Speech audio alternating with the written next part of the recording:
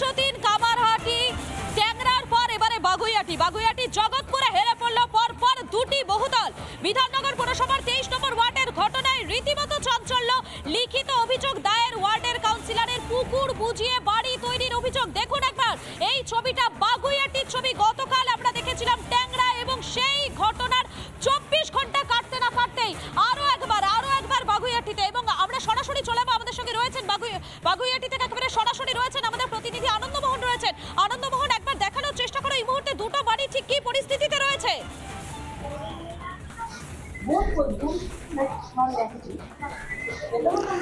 একবারে দেখো, তোমার বলে দিই যে বারবার করে বেআইনি নির্মাণ, এটা নিয়ে কিন্তু প্রশ্ন আমরা তুলে এসেছি। এবং যেটা হচ্ছে যে অনেক ক্ষেত্রে কিন্তু বাড়ি হেলে যাচ্ছে, যেটা অভিযোগ বিধাননগর পৌর নিগম 23 নম্বর ওয়ার্ডের কাউন্সিলর ঝুমকু মণ্ডল অভিযোগ করেছেন। আমি তো আগে ছবিটা দেখাবো যে এই যে বাড়িটি, এই বাড়িটি দেখো, পাশের একটি বাড়ি আর একটি বাড়ি প্রায় ঘষে গিয়েছে, অর্থাৎ একদম নিচে অনেকটা কিন্তু ফাঁকা থাকলেও উপরে কিন্তু দেখো, উপরে কিন্তু গিয়ে দুটো মাথা কোথায় গিয়ে এক হয়ে যাচ্ছে। এবং সেই বিষয়টা হচ্ছে যে এই জায়গাটায় কিন্তু যারা রয়েছেন, স্থানীয় যারা আবাসিকরা রয়েছেন, তারা এখন দুশ্চিন্তা, কারণ কেউ এখানে বেশি টাকা দিয়ে ফ্ল্যাট কিনেছেন, কেউ বা তারা কষ্ট করে ফ্ল্যাট করেছেন। হঠাৎ করে এইভাবে বাড়িটি হেলে যাওয়ার কারণে তারা কিন্তু এখন কোথায় যাবেন, কারণ ইতিমধ্যেই বিধাননগর পুলিশ তারাও কিন্তু এসেছিল এবং তারা কিন্তু বিধাননগর কর্পোরেশন এসেছিল এবং তারা কিন্তু বিষয়টি দেখে গেছে।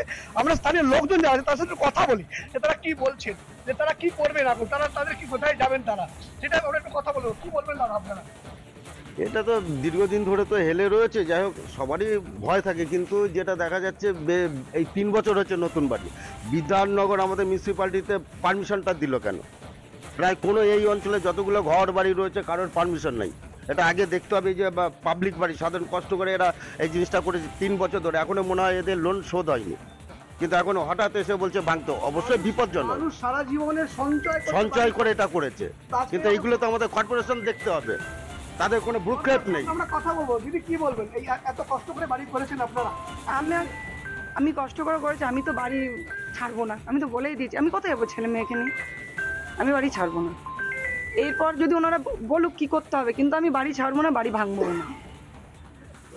পাশের বাড়িটা অনেকটা কিন্তু হেলে রয়েছে দেখছি, এই বাড়িটা সোজা থাকলে ওই পাশে তো হেলে রয়েছে অনেকটা। সেটা জীবন্ত বিপন্ন যারা থাকেন তাদের, সেটা পাশের বাড়ি আপনি হয়তো বলতে পারেন, কিন্তু আমি তাকে কিছু এখনো বলিনি, ঠিক আছে? তো পরে আমরা আমরা যখন বাড়ি কাজ করতে না আমার ভয় লাগছে না। কি বলবেন দিদি, এই এত লোকে কষ্ট করে বাড়ি করে তারপর যদি হঠাৎ করে ভেঙে পড়ে, কি বলবেন? কষ্ট তো হবেই, তাছাড়া আর কি। অনেক কষ্ট করে এই বাড়িটা করছে, অনেক কষ্ট করে। এখন যদি হট করে বলে ভেঙে দেবে, তাহলে কি হয়? তাহলে বাচ্চা এইসব নিয়ে কোথায় যাবে তারা? অর্থাৎ প্রশাসনের কাজ ছিল আগে থেকে দেখা, হ্যাঁ, তারা অনুমোদন দেওয়ার আগে ভাবা উচিত ছিল যে কেমন বাড়ি। হ্যাঁ। এখন দেখো বারবার করে প্রশ্ন, এখানে যারা রয়েছেন আবাসিকরা রয়েছেন, তারা কিন্তু বারবার করে প্রশ্ন তুলছেন যে যারা কর্পোরেশন অর্থাৎ যারা এই নকশা দিয়ে থাকে, অনুমোদন দিয়ে থাকে, তারা কেন আগে থেকে সচেষ্ট নন? তারা আগে কেন না সয়েল টেস্ট করাননি যে এই ধরনের বাড়ি এখানে করা যাবে? একাধিক প্রশ্ন কিন্তু উঠছে। আনন্দমোহন, তুমি লক্ষ্য রাখো এই বিষয়টিকে, আবারও পরবর্তীতে আসবো তোমার কাছে। তবে এই বিষয় নিয়ে স্থানীয় কাউন্সিলর তিনি কি বলছেন, তার কি বক্তব্য একবার শোনাই আপনাকে।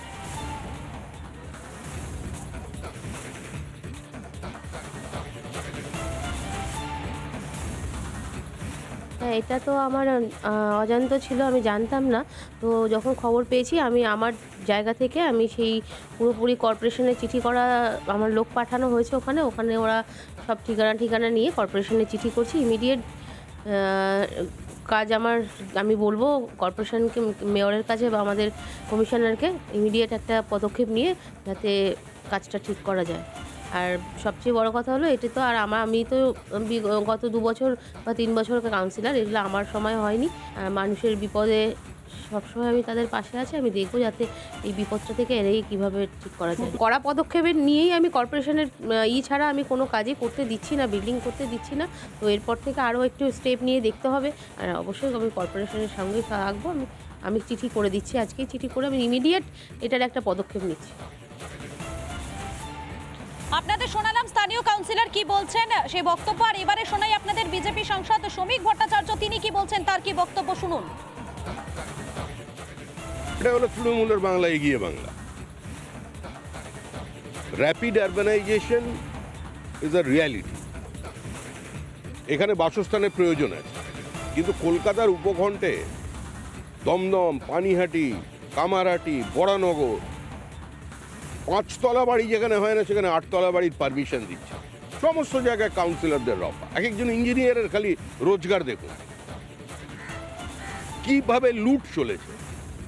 এ তো যে কোনো দিন কোনো ভূমিকম্প হলে সর্বনাশ হয়ে যাবে। কাউন্সিলর কোটি কোটি টাকার মালিক, সব বনেদি বড় লোক, আর আমরা বনেদি ভিখিরি।